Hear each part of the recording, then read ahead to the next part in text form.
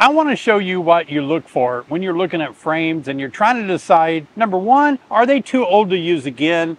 Or number two, what's that funny bump out on that frame? Or how come some comb on the frames are darker, some are very light? People are constantly asking me, David, can I reuse this frame in my next hive? Sometimes people buy bee boxes from other people that got out of the business and they have comb like this and they wonder, should they use it? What's up? I'm David Burns, EAS Master Beekeeper. Can you reuse this frame if somebody gave it to you? Maybe they had a box of these and you're wondering if they're safe to use because you really don't know the condition of these frames. They look fine, but what could be lurking in there? You know what? It is a risk to use comb that has been drawn out and used as brood. The risk factor could be that the hive died from somebody else and that's why they're selling them to you. And it could have died from something like American foul brood, highly contagious. The spores can live on upwards of 80 years and become a problem. When you install your package, those spores are going to transmit all that American foul brood into your bee. Now I got to show you this one. Look at this, a bright green comb, all plastic, known as green drone comb.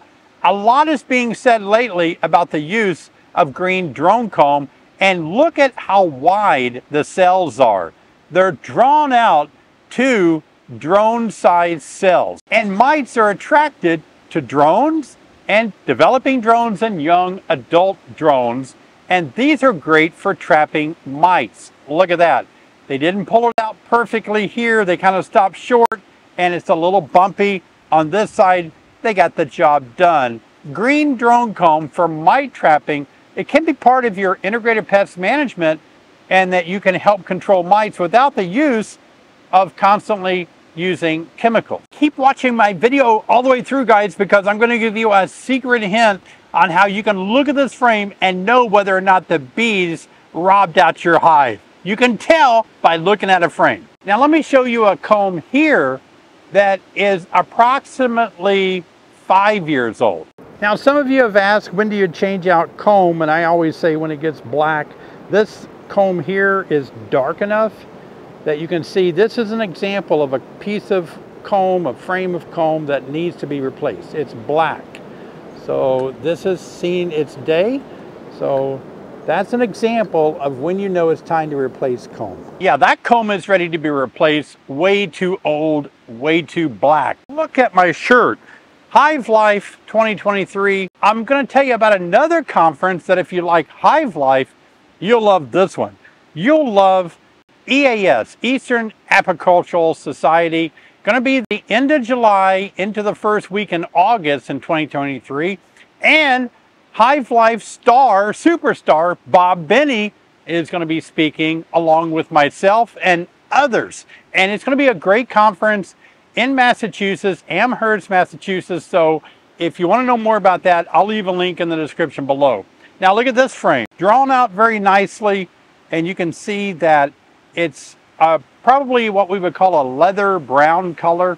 This is a 1-year-old comb. And that means it's only 12 months from when the bees added the wax and drew it out. And that's the color that you can generally expect when you see a 1-year-old comb. Contrasting, we've seen a leather brown, we saw a black one. Look at this one. Beautiful, bright yellow, almost a white color. This is a 1-year-old comb that has never been used for brood. It's only had honey in it. And therefore, well, little brood there. See the difference? A little brood right here, but mostly just honey. Now this could be darker honey that stained the comb. We don't know for sure. I'm going to guess dark honey. It doesn't look like it's been used for brood. That's how you can tell the difference when you're looking at comb, is you shouldn't freak out. A lot of people email me and begin asking, how come some comb looks darker than others? Why is it white? And the simple reason is because newly fresh built wax is from the wax glands of the worker bees between 12 and 17 days old. And that's very, very almost clear wax. And over time it begins to get stained or colored from the various things in the hive, like propolis tracking or pollen tracking or even honey being stored in it.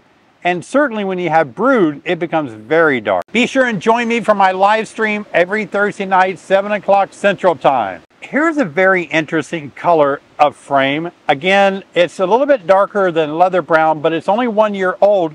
Take a look at the bee bread. The pollen mixed with bee enzymes, and you can tell that's going to stain that wall of every cell. And that's why it appears to be darker than a lot of your other frames that may be a year old, but this is darker because it's stained with a darker colored pollen mixed with some bee enzymes to form bee bread. Stuff like this happens. Look, a little bit not pulled out here, who knows why. A little bit pulled, not pulled out down here. Bees are just in charge of pulling stuff out. Nice on this side, not perfect over here. Before we look at the next one, let me encourage you to please subscribe, click on the bell and give me a thumbs up. 2 or 3 places here that it wasn't pulled out at all, probably because it could be something like a queen cage was there when a package was installed, or another bump out from the frame beside it pushed into it, so bees never had a chance to draw it out evenly. But notice how much of the bee bread is stored on this frame. It's even heavy. And look at this. This is a funny bump out. It's smooth here, but it gets really thick right here. Let me see if I can show you.